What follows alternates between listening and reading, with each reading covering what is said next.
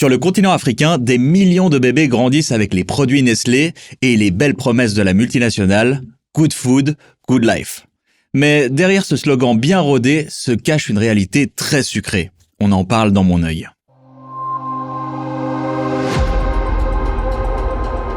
Mon œil, le podcast engagé de Public Eye.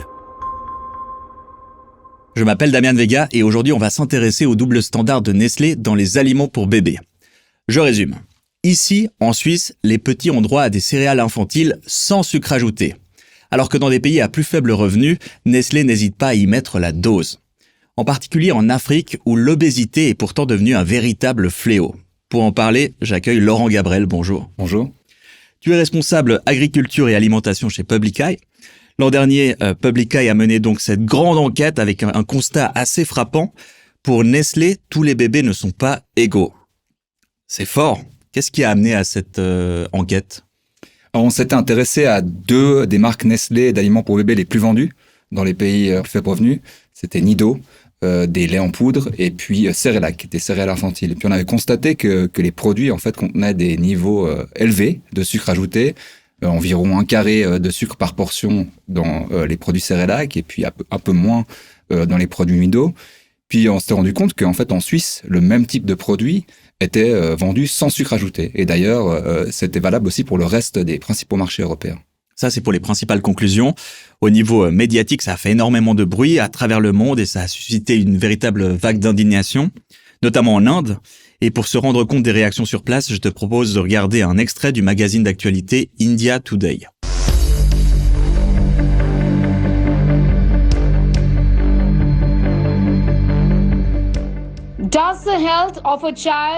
Est-ce que la santé d'un enfant dans un pays moins développé ne compte pas pour le géant agroalimentaire Nestlé ?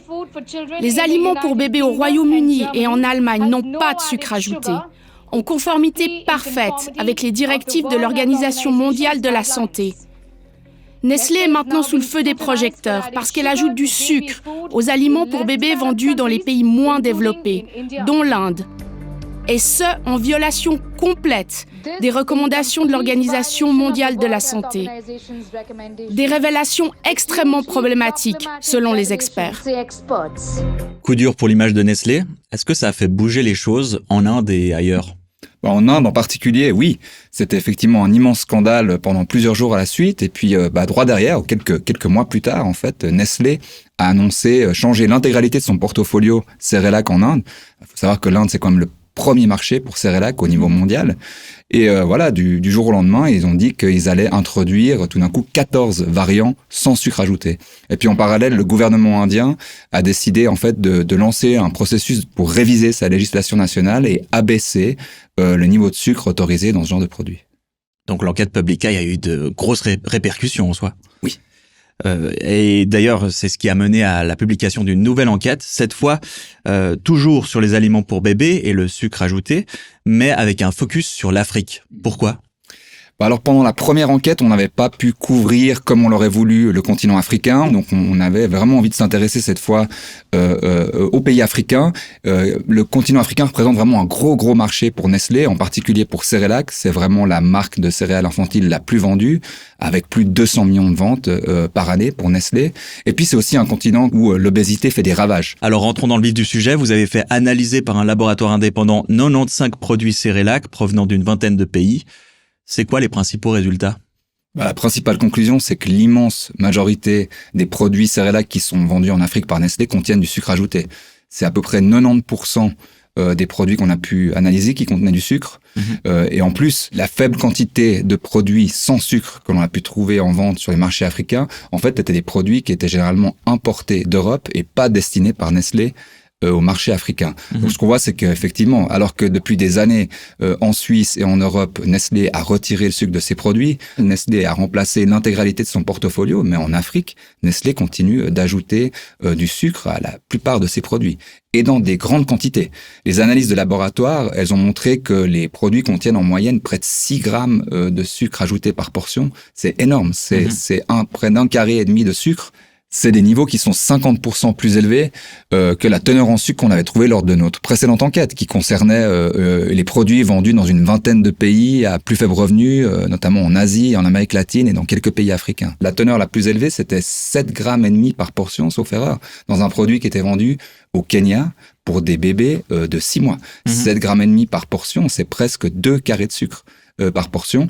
Il faut savoir que ce sont des produits qui sont donnés généralement 2 fois par jour, une fois le matin, une fois l'après-midi, et ce sont vraiment les premiers aliments que reçoivent ces bébés, après avoir été généralement nourris exclusivement à l'allaitement maternel ou au lait en poudre. C'est vraiment les premiers aliments à partir de 6 mois.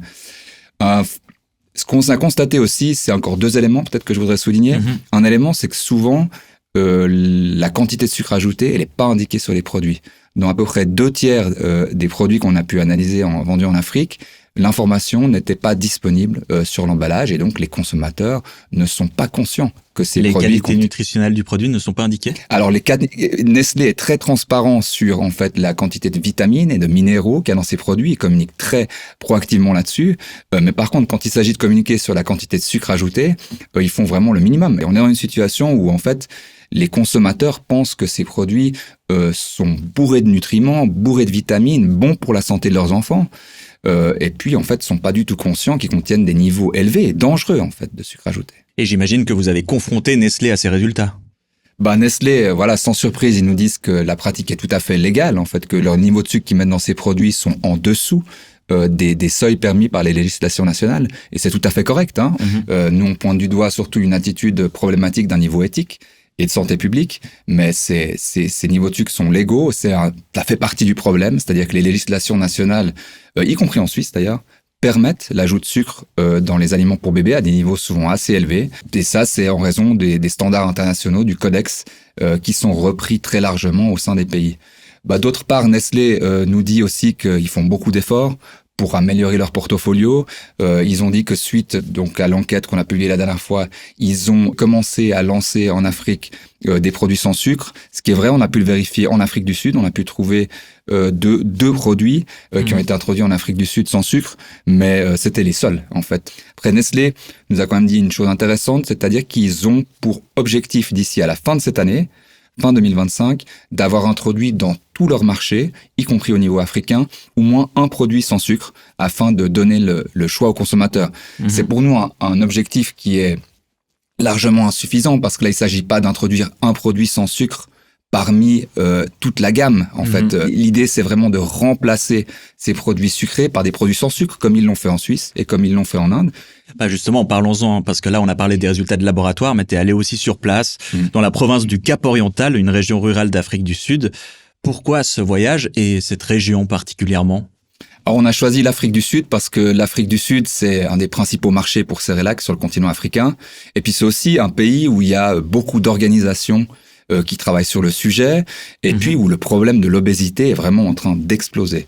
Donc l'idée, c'est d'aller sur place pour, d'une part, en fait, faire un retour sur les résultats des analyses auprès des partenaires avec qui on avait travaillé sur place, qui nous ont aidés à récolter ces produits, et puis à mener cette enquête. Et puis d'autre part, l'idée, c'était d'aller voir la réalité du terrain, et de pouvoir parler, d'une part, aux parents qui utilisent ces produits, et puis d'autre part, aux experts en matière de santé publique qui pourraient nous parler des problèmes posés par ce genre de produits.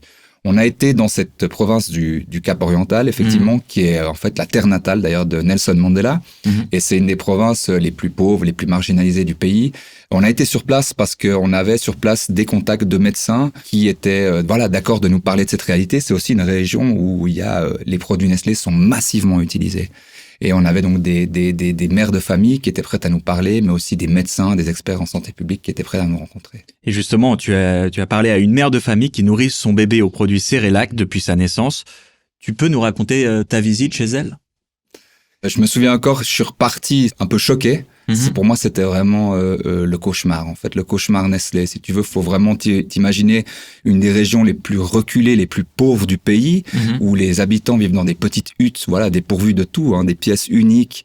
À l'intérieur, il y a rien, il y a pas d'eau courante, il y a pas d'électricité, il y a pas de produits, il y a pas de frigo, il y a vraiment, c'est une pauvreté assez aiguë. C'est d'ailleurs la province la plus pauvre du pays. Et puis tu rentres dans cette maison et puis en fait, le seul produit qu'il y a sur la table, c'est les produits Nestlé. Et là, sur la table, tu avais posé des paquets de Cerelac, des paquets de Nestum, qui est ce produit que je t'ai amené là. D'ailleurs, c'est en fait l'équivalent Cerelac, mais qui est sans lait. En fait, c'est à peu près la même chose. Et puis des paquets de lait en poudre. Et puis cette dame, en fait, elle nous a montré la préparation d'un mélange de lait en poudre et de Nestum. Donc elle mélange du lait en poudre, du lait infantile et puis des céréales pour bébé et Nestum, et qu'elle donne ensuite à son bébé qui avait à peine 6 mois. Elle lui donne ce biberon tous les jours, et puis en fait elle lui donne ce mélange depuis, sauf erreur, qu'il a 3 mois. Et donc tu rencontres des gens qui sont en fait dépourvus de tout, vraiment dans une pauvreté assez extrême, et qui investissent l'intégralité de leurs maigres ressources, c'est-à-dire les allocations qu'ils reçoivent de l'État, l'intégralité de ces allocations, elles partent dans des produits Nestlé. Pourquoi ? Parce qu'elles pensent offrir le meilleur à son enfant. Et justement, pour que ça soit bien clair, d'un point de vue de santé publique, pourquoi c'est si problématique que les produits Nestlé soient aussi omniprésents ? Alors, t'as deux problèmes principaux. T'as d'une part la question des laits en poudre. Et puis là, c'est vrai que dans cette province, tu vois encore l'impact de ce scandale des laits tueurs de bébés qu'il y a eu dans les années 70, où en fait, la majorité des mères n'allaitent pas leurs enfants. Et puis nous, on a pu parler aux médecins de l'hôpital régional de la région qui nous disaient qu'en fait, la plupart des bébés qui sont hospitalisés dans cette région ou qui sont malades, ce sont des bébés qui sont nourris au lait en poudre. Pourquoi ? Pour 2 raisons principales. La première, c'est que les conditions d'utilisation de ce genre de produits, elles sont pas là. En fait, si tu veux ce lait en poudre, tu dois le mélanger avec de l'eau. Et puis là-bas, il n'y a pas d'eau potable. Donc, c'est absolument pas des conditions d'utilisation qui sont satisfaisantes pour donner ce genre de produit. Et puis donc, tu as souvent des bébés qui tombent malades pour cette raison. Parce qu'en fait, il n'y a pas de stérilisation des biberons, il n'y a pas de frigo pour stocker ce genre de produit. Voilà. Et puis d'autre part, le médecin nous disait c'est aussi l'absence d'allaitement maternel. Parce que l'allaitement maternel confère vraiment une protection et une immunité très forte au bébé. Alors c'est clair qu'il y a des raisons tout à fait légitimes d'utiliser des laits en poudre. Hein. Les médecins sur place nous le disaient bien. La maman, par exemple, des fois ne peut pas allaiter, ou elle travaille, elle est dans l'impossibilité d'allaiter son enfant.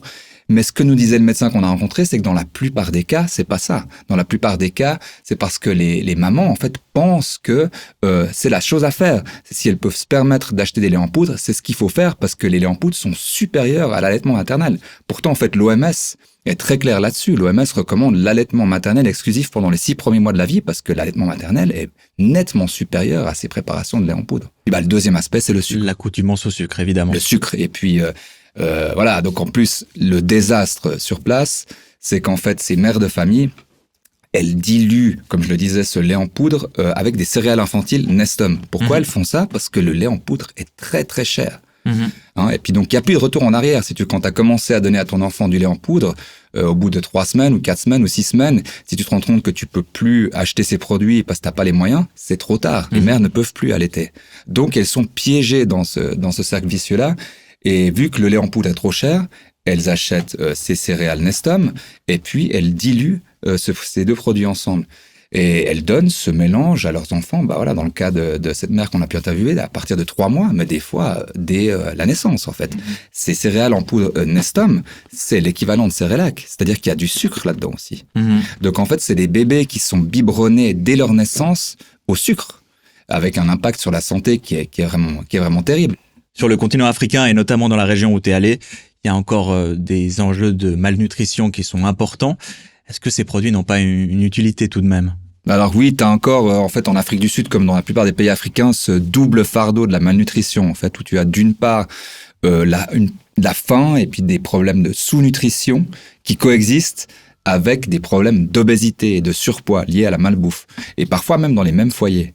Et puis, oui, tu as, de manière assez ironique de mon point de vue, Nestlé qui n'hésite pas à mettre en avant le fait que, en fait, ces produits, parce qu'ils sont fortifiés avec des minéraux, des vitamines essentielles, seraient en fait des instruments clés pour lutter contre la malnutrition.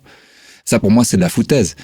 Le fait de fortifier des produits, c'est nécessaire, c'est positif, mais en fait, tu n'as pas besoin de bourrer ces produits de sucre. En fait, ça n'a rien à voir. Et puis d'autre part, nous, quand on a soumis cette question aux experts en santé publique sur place, ils nous disaient, le principal problème de ce qu'on appelle justement la sous-nutrition ou la faim cachée, c'est un manque de protéines. Et puis ces produits sont très pauvres en protéines, c'est vraiment du sucre et des glucides, avec quelques vitamines et minéraux. C'est pas du tout la solution à la malnutrition. Si tu veux, le problème de sous-nutrition, des problèmes de croissance des bébés, d'après les experts qu'on a pu rencontrer, c'est des problèmes qui sont liés à un manque de diversité dans l'alimentation et qui ne se résoudront pas avec un produit Nestlé. Ok, donc ces produits vont a priori pas régler le problème de la malnutrition, et l'obésité est aussi un fléau. Donc c'est une fausse solution pour la malnutrition, ces produits. Mais vu qu'ils sont bourrés de sucre, en fait, ils vont alimenter un autre fléau qui est en train de devenir un sérieux problème de santé publique en Afrique, qui est le fléau de l'obésité et des maladies qui sont liées à l'obésité. Parce que en fait, en Afrique du Sud, les experts nous disaient déjà actuellement, en fait, le diabète et les maladies cardiovasculaires sont les premières causes de mortalité dans le pays et pèsent vraiment très sérieusement sur le système de santé et les coûts. Et puis là, les projections de l'OMS pour l'Afrique montrent une augmentation exponentielle des taux d'obésité en Afrique d'ici à 2050, avec l'obésité infantile qui est en train d'exploser, et puis l'obésité chez les adultes, en particulier chez les femmes, qui est aussi en train d'exploser. Et le principal responsable de cette épidémie, c'est le sucre, et en particulier le sucre dans les aliments pour bébés. Si vous aussi vous pensez que les résultats de cette enquête sont importants et choquants, partagez l'épisode autour de vous et abonnez-vous. C'est la meilleure façon de soutenir notre travail. Je crois qu'on voit bien en quoi c'est un problème de santé publique majeur, qui n'est pas sans rappeler d'ailleurs le scandale du lait en poudre des années 70 que tu évoquais tout à l'heure. À cette époque, Nestlé avait usé de pratiques marketing assez agressives qui avaient conduit de nombreuses femmes à abandonner l'allaitement au profit de préparations pour nourrissons. Est-ce que tu vois une continuité entre ces pratiques d'hier et ce que tu observes aujourd'hui ? Quand tu parles à ces mères de famille et tu leur demandes pourquoi est-ce qu'elles utilisent ces produits, la plupart des mères à qui on a parlé, elles nous disaient « c'est ma maman qui m'a recommandé ». Et puis en fait, elles vivaient avec leur maman, donc on a pu aussi interroger ces grands-mères en fait, qui elles-mêmes nous racontaient qu'à l'époque, c'était les médecins en fait qui leur recommandaient d'utiliser ces produits. Tu vois en fait l'impact de cette campagne marketing qui a été menée dans ces années-là, où en fait Nestlé a réussi à convaincre des générations de médecins en Afrique du Sud notamment, moi c'est ce que j'ai pu voir, qui ont ensuite transmis ça à leurs patients dans les hôpitaux, au sein des communautés, et puis maintenant ça se transmet au sein même des familles, où tu vois les mères de famille qui transmettent ces recommandations à leurs enfants. Donc pour moi ça m'a vraiment frappé, en fait c'est encore à quel point ce scandale des années 70, son impact actuel. Après, au niveau de la continuité, oui, ça continue d'une certaine manière. Les pratiques sont toujours ce genre aussi de agressives. pratiques, elles sont plus aussi agressives. Donc voilà, à l'époque, c'était vraiment Nestlé et ce genre d'industriels qui venaient dans les hôpitaux avec leurs produits, qui donnaient des produits aux mères de famille. Donc voilà, ce genre de pratiques, elles sont plus aussi agressives. Pourquoi ? Parce qu'il y a eu quand même entre-temps l'adoption d'un code de conduite international qui limite assez sévèrement ce genre de pratiques marketing. Puis aussi en Afrique du Sud, il y a eu une loi nationale qui a été adoptée il y a quelques années qui proscrit en fait le marketing agressif dans les hôpitaux. Mais ça veut pas dire que c'est terminé. Nous, ce qu'on a vu, c'est que voilà, Nestlé continue de cibler quand même les professionnels de santé par d'autres biais, notamment par le biais de son Institut pour la nutrition, qu'ils ont créé en Afrique du Sud, mais dans tous les pays, qui se veut une plateforme qui offre des informations scientifiques objectives pour les professionnels de la santé, mais que Nestlé utilise en fait pour étendre son influence. Le gros problème actuel, c'est le marketing numérique, le marketing digital. Quand on rencontrait les experts sur place, ils nous disaient que c'est maintenant vraiment là que ça se passe. Et puis c'est assez effrayant parce qu'en fait, à travers ces techniques, voilà, sur les réseaux sociaux, sur Internet, les compagnies comme Nestlé, elles peuvent atteindre cette fois directement des millions de mères de famille, sans même avoir à passer par les professionnels à la santé. Et puis ça, c'est vraiment un des gros enjeux actuels parce que ces lois nationales, le code international n'ont pas été pensés pour réglementer ce genre de pratiques. Et du coup, c'est quoi l'image de Nestlé auprès de ces populations ? Comment les gens réagissent quand tu leur montres, par exemple, les résultats de ton enquête ? Ils étaient très surpris parce que en fait Nestlé a une excellente image en Afrique du Sud et sur le continent africain. Ils ont vraiment l'image d'une entreprise qui offre le meilleur en matière de nutrition, qui offre des produits qui sont bons pour la santé, à la pointe de la science, c'est la qualité suisse. Et puis donc en fait, ils s'attendent vraiment pas du tout à ce que tu leur expliques que ce genre de produits peuvent être dangereux pour la santé de leur bébé. Nous, quand on a demandé à ces mères de famille si elles étaient au courant qu'il y avait du sucre dans ces produits, elles étaient absolument pas au courant. Et puis après, c'était aussi l'effarement quand on leur disait que ce même genre de produit en Suisse et ailleurs en Europe était vendu sans sucre. Alors là, elles étaient en colère contre Nestlé. On l'a déjà évoqué, il y a eu un grand retentissement après votre première enquête sur le double standard qui persiste, même s'il y a eu des efforts consentis comme on en a parlé en Inde. Quels sont les leviers d'action pour faire bouger les choses, spécifiquement sur le continent africain ? Je pense que le principal levier, c'est justement de révéler ces faits au grand jour. En fait, on l'a vu en Inde, quand les gens sont informés des quantités de sucre qu'il y a dans ces produits et puis surtout de cette attitude un peu coloniale de Nestlé, en fait, de vendre des produits de sous-qualité dans des pays à plus faible revenu, c'est quelque chose que les gens n'acceptent pas. Et puis en fait, ce levier-là, il est extrêmement puissant. Donc ça, c'est sans doute un des espoirs qu'on a avec cette enquête en Inde. C'est en révélant ces grands faits au grand jour, de pousser Nestlé à changer son portfolio en Afrique aussi, et puis de montrer à Nestlé que les gens en Afrique ne veulent pas de sucre dans leurs produits non plus.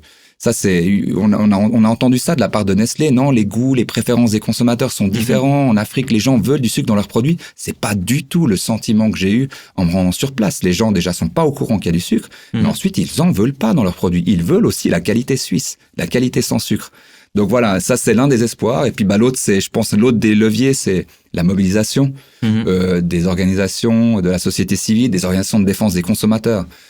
Qui peut pousser Nestlé aussi dans la bonne direction, et puis qui peut pousser à une révision des lois nationales, parce qu'au final, il y a quand même un gros problème au niveau de ces législations. Donc là, on travaille dans le cadre de cette enquête avec tout un réseau d'organisations sur le continent africain qui va en fait s'activer au moment du lancement de l'enquête, et puis on l'espère pousser pour un changement qui va bénéficier au final à la santé de millions de bébés en Afrique. On restera évidemment attentif au retentissement qu'il y aura après ton enquête dans cette région. Pour conclure, si tu devais partager une image ou un truc qui te reste en tête de ton enquête de terrain, ce serait laquelle ? Une phrase que m'a dite une militante que j'ai pu rencontrer à Pretoria, une militante du réseau IPFAN, qui est le réseau sur l'alimentation infantile. C'est une ancienne infirmière qui, dans les années 70, travaillait dans les hôpitaux en Afrique du Sud. Et les oisillons du logo Nestlé sont gravés dans nos têtes. Et puis je trouvais que ça exprimait bien ce que j'ai senti aussi et ce que j'ai vu là-bas, c'est-à-dire l'emprise de Nestlé en fait, l'emprise de Nestlé sur la société, où sur plusieurs années, ils ont réussi vraiment à entrer dans la tête des gens et puis à construire cette image d'une société qui vous veut du bien, dont les produits sont sains et représentent la meilleure des nutritions possibles. Et cette croyance, elle est encore très très répandue en Afrique du Sud.